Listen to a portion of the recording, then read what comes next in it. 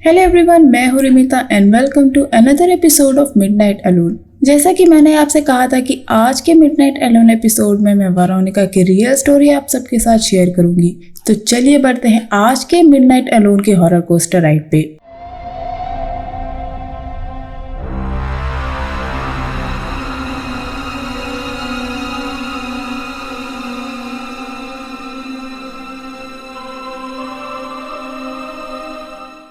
Veronica यानी जिस लड़की पे ये मूवी बेस्ड है उसका रियल नाम था स्टेफानिया गुटरेस लाज़ारो।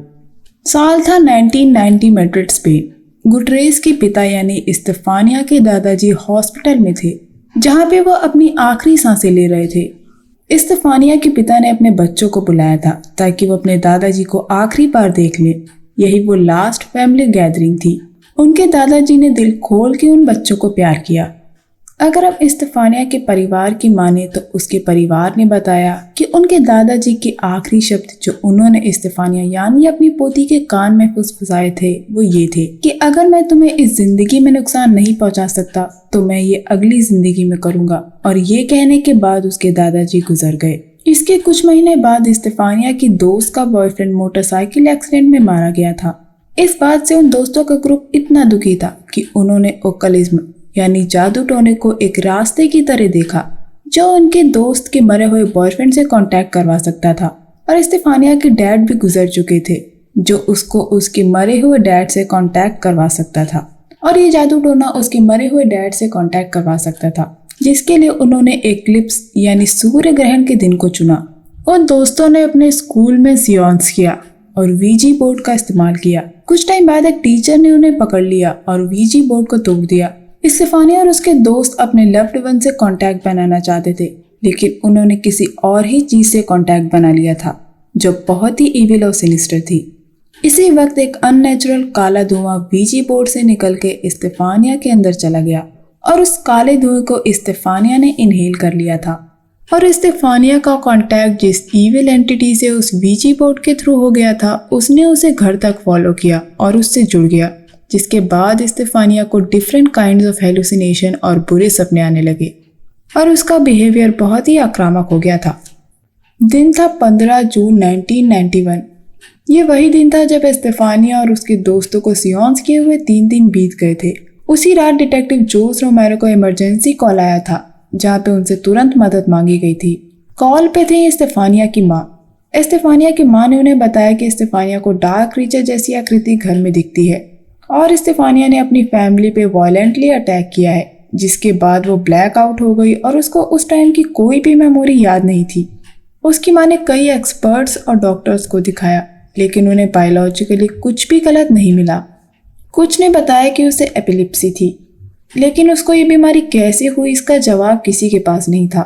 तो कुछ एक्सपर्ट्स ने कहा कि स्टेफानिया की जो हालत है वो साइकोटिक ब्रेकडाउन की वजह से है, तो कुछ ने ये कंक्लूजन निकाला कि वो पोजेस्ड है और उसके ग्रैंडफादर किसी न किसी तरह इन्वॉल्व थे।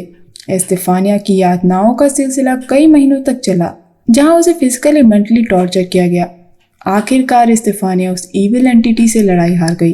अगस्त 1991 ये वही वक्त था जब स्टेफानिया ये लड़ाई और नहीं लड़ पाई और उसकी मौत हो गई। बाद में इस केस को वेल्कस केस के नाम से भी जाना गया, लेकिन हम अगर कुछ और डिटेल्स पे ध्यान दें तो हमें पता लगता है कि स्टेफानिया की फैमिली ने पुलिस को तब तक इन्वॉल्व नहीं किया था जब तक स्टेफानिया की डेथ को 1 साल से भी ऊपर नहीं हो गया था। स्टेफानिया की मौत के बाद उस घर में कई घोस्ट एनकाउंटर्स होते रहे और उनकी फैमिली ने कई घोस्ट और स्पिरिट्स को अपने घर में देखा, जिसके बाद स्टेफानिया की फैमिली ने पुलिस को बुलाया। पुलिस ने पहले तो उनकी कॉल पे इतना ध्यान नहीं दिया, लेकिन उसके बाद कई बार हेल्प मांगने के बाद पुलिस उस घर पे पहुंची और उन्होंने देखा कि स्टेफानिया की पूरी फैमिली उस सर्द रात में घर के बाहर बैठी हुई है। स्टेफानिया की फैमिली ने पुलिस को बताया कि उन्होंने घर में काफी तेज आवाजें सुनी है जो कि खाली पोर्च से आ रही थी, जिसके बाद एकदम से अलमारी का दरवाजा खुला और बंद हो गया जो कि लिविंग रूम में थी। दीवारों पे लगे क्रॉस से क्राइस्ट का फिगर नीचे गिर गया, जिसके बाद एक काला भूरा दाग वहां पे पड़ गया। हालांकि पुलिस की इस रिपोर्ट को मूवी में नहीं दिखाया गया है। एक टीवी स्पेशल और एक्सपर्ट ने उनके घर को विजिट किया, जहां पे उन्होंने पैरानॉर्मल एक्सपर्ट को बुलाया, जहां पे उन्होंने उस एंटिटी की अजीब सी ईवीपी को रिकॉर्ड किया जो कि बोल रही थी ग्रैंडपा। इस इन्वेस्टिगेशन के दौरान एक मिड एज वुमेन पोजेस्ड हो गई थी जब वो उस घर से जुड़ी ईविल एंटिटी से कांटेक्ट कर रही थी। डायरेक्टर पेको प्लाजा ने एक न्यूज़पेपर इंटरव्यू के दौरान बताया कि ये स्टोरी स्पेन में काफी पॉपुलर है। जैसा कि फिल्म में बताया गया है कि पुलिस ऑफिसर ने ये कहा कि उसने उस घर में कुछ पैरानॉर्मल देखा है और उन्होंने ये सारे इंसिडेंट्स पुलिस रिपोर्ट में लिखा है with an official police stamp. लेकिन उन्होंने जब ये कहानी अपनी मूवी के जरिए दिखाई तो वो एक कहानी बन गई, भले ही वो न्यूज में बनी रही हो।